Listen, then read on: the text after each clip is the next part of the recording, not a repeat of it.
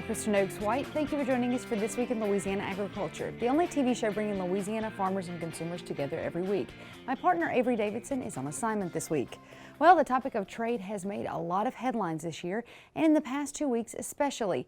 Imminent trade deals with China and Japan have farmers and the markets hopeful for the first time in a while. As TWILA's Nilma Lawson tells us, while these latest developments are positive, there's still a lot left to work out. President Donald Trump's recent visit to Louisiana was to boost Republican candidates for governor ahead of the election last week. During the president's speech, he highlighted an issue that many in Louisiana are even more concerned about: trade. For more than a year, the trade war with China has seen that country place tariffs on U.S. agriculture goods with very little buying of products, most of which flow out of the Mississippi River. Recent negotiations, called Phase 1, have spurred some Chinese buying, with more promise to come. However, the details of what will be bought are still up in the air, according to Greg Fox, a grain marketing specialist with the Louisiana Farm Bureau. They agreed to buy $40 to $50 billion worth of ag products. So still some uncertainty there because we don't know all the details of Phase 1 and we don't know what ag products they're going to buy. We assume it's going to be a lot of pork and could be soybeans, but they've already purchased almost 6 million metric tons of soybeans from the U.S. already. So how much more do they actually need is still a question mark. The question mark comes in the form of African swine flu, which China says now has killed more than 50% of its herd. Even if we get a trade deal with China, the buying opportunities might not be there. One of the big unknowns, though, is what exactly does China need because of the swine fever they've dealt with? The usage has almost been cut in half. One recent trade breakthrough that has been good is a bilateral agreement with Japan that gets U.S. beef back into that country. While it is a good short-term measure, it doesn't include rice, a long sticking point between the two countries. Commodities like rice that had a place in TPP are not a part of this deal so far, but there's hope for the future that those could be brought to the table. And there's things that Japan needs to see from the U.S., mainly in auto manufacturing and some of those things that they're good at and proud of and have to offer. They want to see some back and forth with the U.S. to trade off with our ag commodities. In the meantime, Brown says everyone in the ag industry is hopeful there will be more stability before next year's crop starts to take shape. However, short-term deals like the one with Japan may be the reality in the current climate. For farmers and ranchers and business owners in this country, I don't guess that they necessarily care how the deals get done, but we need deals done. There's plenty of trade still going on, but not at the level that farmers and ranchers need. They need open markets, they need to be competitive, and if we're going to hinder ourselves in this country through politics, then maybe bilateral agreements is where we're headed. We're past the October 15th deadline for what would have been the latest round of tariffs on Chinese products. However, those tariffs have been postponed, not canceled, pending successful negotiations. The next round of tariffs is still scheduled for December. And Kristen, I know farmers like your husband want to avoid those tariffs, or at least just have some kind of plan going forward. As Andy talked about, the problem with those bilateral negotiations is there are patchwork fixes, and I know that what farmers want right now is some kind of stability in these markets, if not better prices. They certainly want stability, because when you've got a year like this year, which you had terrible markets, the growing conditions were not optimal by any means. You know, everybody you talked to said they had a mediocre crop at best if they got a decent crop out.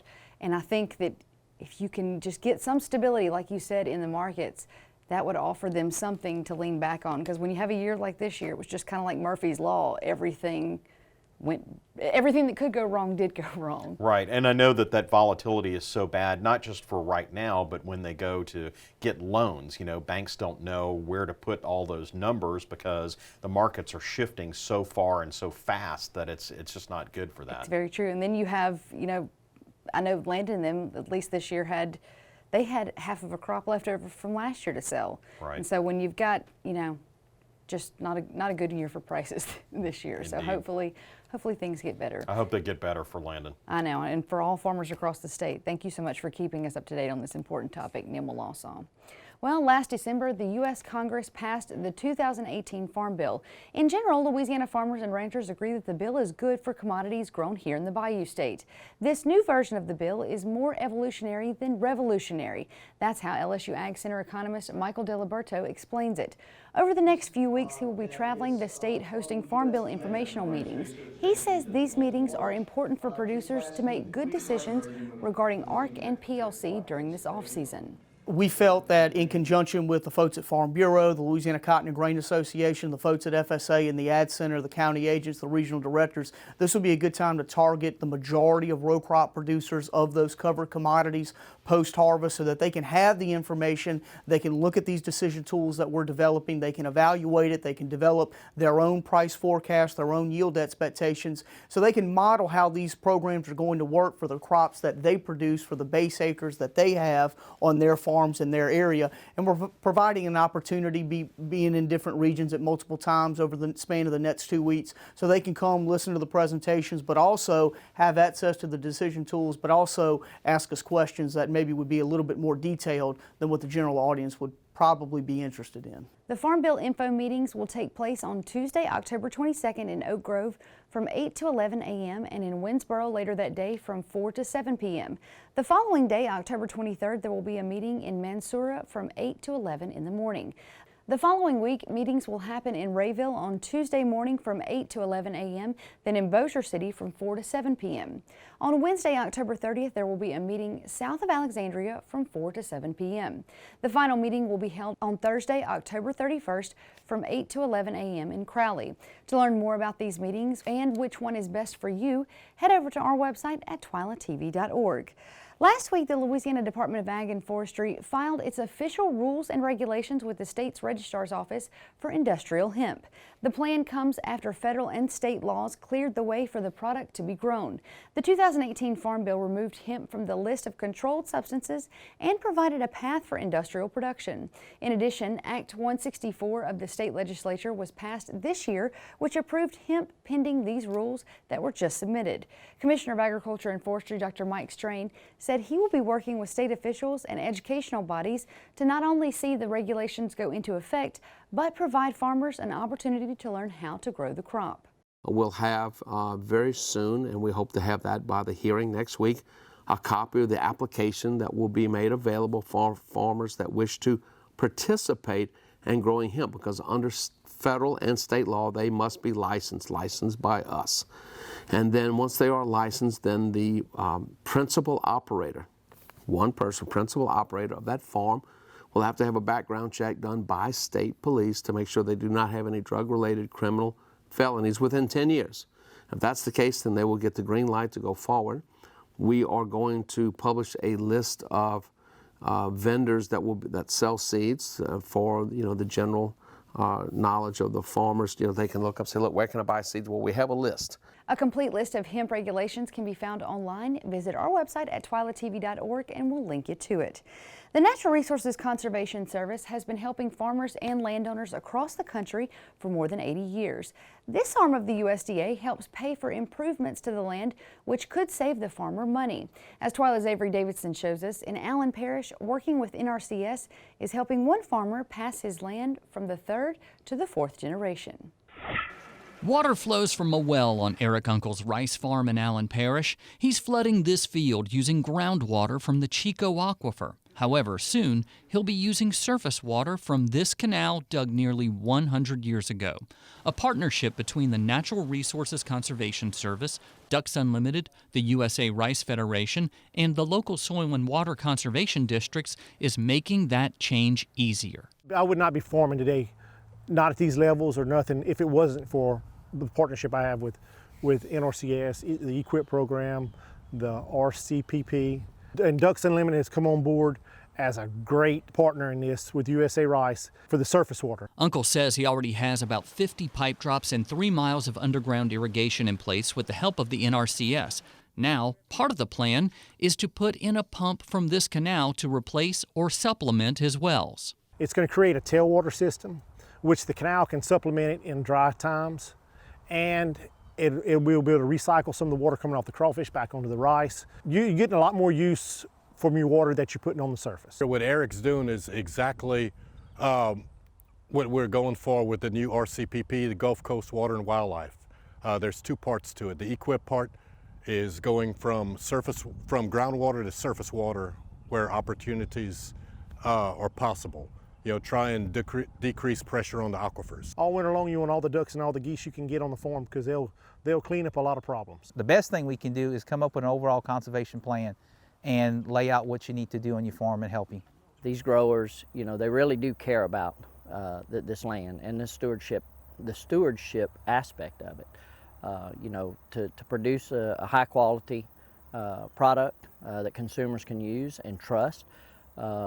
You know, and then at the same time also conserving resources, making their operations more efficient, as well as being able to leave behind that legacy for the next generation farmer. Uncle says he's looking forward to completing more projects with NRCS. If you would like to learn more about how the NRCS program can help you, visit our website at twilatv.org. Louisiana sugarcane harvest is underway, and according to the latest USDA crop progress report, 18% of the crop is in. That's ahead of the 5-year average of 14%, in large part to the great weather we've had the last few weeks of grinding. However, this week, farmers are seeing a different story in fields across South Louisiana, and for a West Baton Rouge Parish farmer, it's just downright messy. I'm Bobby Morris. I farm 3,200 acres in West Baton Rouge Parish. We're in the third week of harvest right now. First 2 weeks went great, dry weather. Yields were down, sugar was up, but this week is kind of going south, you know, which that's all part of it. We deal with it every year. Last year was a real wet harvest, you know, and what happens is the ruts and everything that we worked in from last year's harvest, those ruts are still there. All we did was kind of put a Band-Aid on them. On the roads and in the fields, just put a Band-Aid on them, and as long as it was dry, everything was good. But with this weather, you know, it just brings back the I guess you could say bring back the memories from last harvest, and you know, but we just got to be prepared for it, and that's all part of it. Everyone has their different opinions on why the cane was short. You know, my opinion, the river was high all year long. I mean, we went through, I think, a 9-month high river. You know, and I call it wet feet. We were getting a lot of rain from the top, and I had moisture coming up, seepage water from the bottom, just kind of smothering out the roots. You know, so my cane grew off late. You know, and then you got to shut it down with ripener, and it just kind of stayed short. The 15-day forecast shows another front coming in here next week sometime, and then after that, it kind of shows it getting on out of here.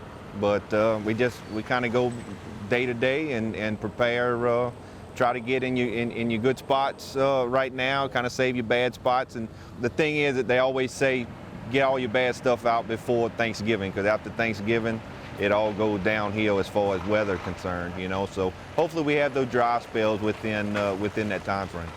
You know, the biggest thing with sugarcane is you got to beat the cold weather. You know, sugarcane and cold weather do not mix, and it's a rush to get it out, you know, before the hard freezes hit. But all the farmers own a quota each day. You know, the sugar mill tells us how many loads a day we can bring in. That way, you know, everyone kind of finishes around the same time. You know, so that's how it's kind of a guess on guesstimated acres or tonnage that you have going to the mill in that year.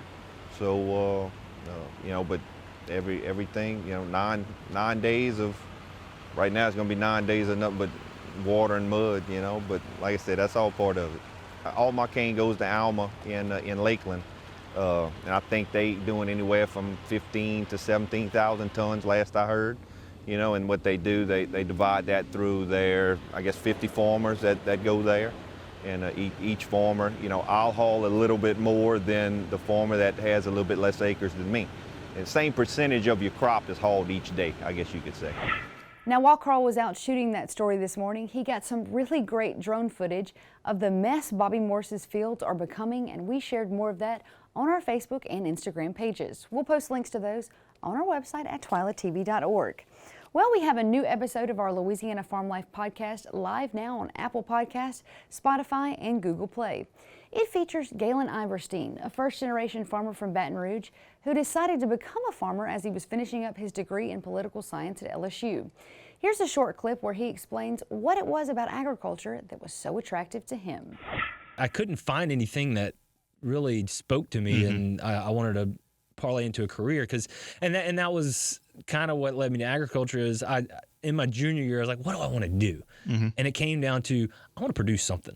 You know, whether it's a widget, whittling sticks, or producing meat. I want to produce something that goes to a customer. I can have that relationship. I was going to ask you, what is it about the farm or about agriculture, about the food, production cycle that attracted you? But I guess it's the being able to have a product at the end of the day. Exactly. Yeah. And then, as far as an agricultural product, for me, it was producing something with some integrity behind it, being able to speak to it and really have some convictions about putting that product out there, because to me, that's the only way you can sell something is if you have some conviction about what you're doing. Like people selling me something that they don't really believe in, I can see through that. So I wanted to believe in what I was selling. And to me, when you're producing an agricultural product, you better believe in it. That's how I kind of. Were you really growing up? Were you really aware or conscious of what kind of food you were eating, and what? Did you have that kind of approach? I guess, did you develop that through college or through this class? Yeah, mostly through that class. My parents are good cooks, and we always ate really well at home. But as far as like really thinking about where that food came from or how it was produced, no. I mean, my dad's joke was half of what you see here when he would point to, I have two brothers, when he would point to us, he would say, half of what you see here came from Sam's Club. So that was his kind of, he was bang for buck kind of grocery shopper. We ate a lot, and he needed to be able to afford to eat to feed us. It wasn't something that I grew up with. It was something that just kind of, I read Michael Pollan's Omnivore Dilemma. There's a Barbara Kingsolver wrote Animal Vegetable Miracle. Books like that really opened up my eyes to how food's produced and things like that. We've got a few more interesting episodes coming your way soon. To watch the entire video of this interview or others, head over to our website at twilatv.org. We'll also leave some links there for you to subscribe to the Louisiana Farm Life podcast wherever you may listen. Still to come on TWILA, a new virus is across the southeast, has cotton singing the blues. But first, the soybean harvest is just about done in Louisiana. We'll have the latest when we come back. Stay with us.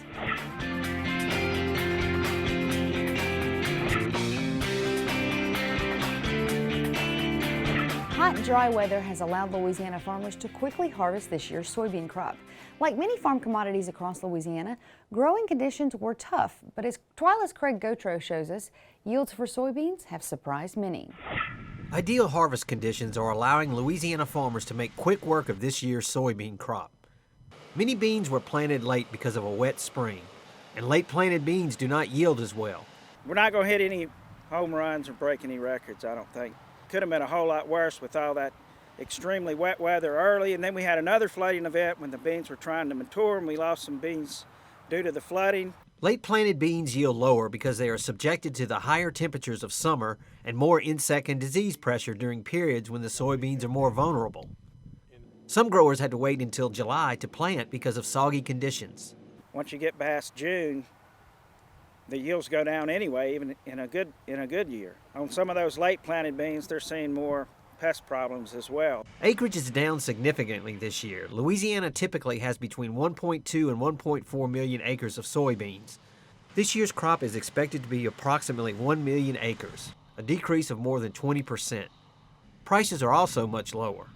There's nothing like what we saw back in 2012. I know that was a while back when we were,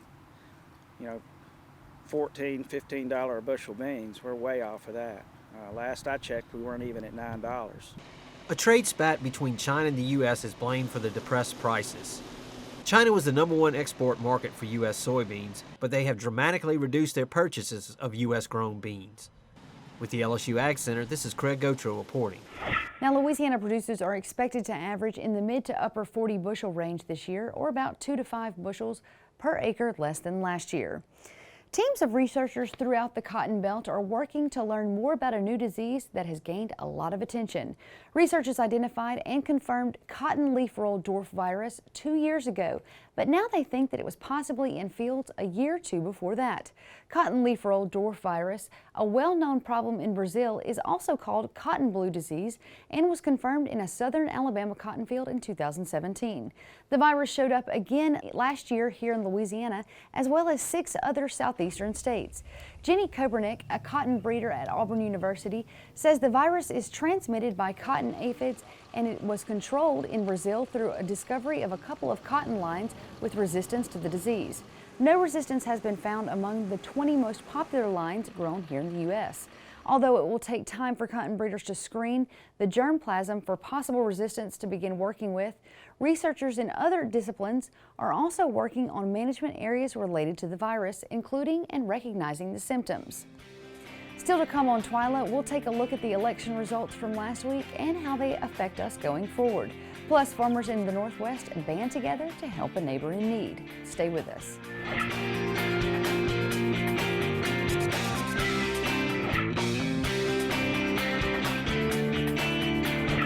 This past weekend, Louisiana voters traveled to the polls and cast their ballots for the next governor of Louisiana.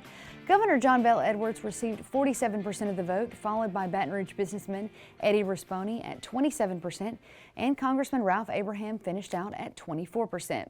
That means there will be a runoff election between Governor Edwards and Eddie Rispone on November 16th. If you missed the interviews we conducted with each candidate before the primary election, we have full interviews around 20 minutes each on our website discussing major issues affecting agriculture. We'll put a link to those on our website at twilatv.org. Other notable statewide elections that were decided include the Lieutenant Governor, where Billy Nungesser remains in office. Dr. Mike Strain will remain the Commissioner of Agriculture and Forestry, and Jim Donnellan was elected as the Commissioner of Insurance again. Before we leave you, we have a special Helping Harvest edition of TWILA Boost. In the last few weeks, Mother Nature has delivered a variety of wild weather events across the United States. Some parts of the nation mowed their lawns in record high fall temperatures one day and then broke out their snow shovels a few days later when a blizzard blasted the Northwest. This freak fall blizzard follows a record-breaking rain that wreaked havoc on many of the crops in that area. From Montana to Minnesota, farmers have been scrambling to salvage this year's harvest. In Hamer, Idaho, one farmer still had an entire crop of potatoes in the ground with a hard freeze on the way. Word spread of the farmer's predicament, and soon other farmers in the area grabbed their equipment and headed to help their neighbor in need. Jason Larson was one of those farmers willing to help, and he took this video of the convoy in action.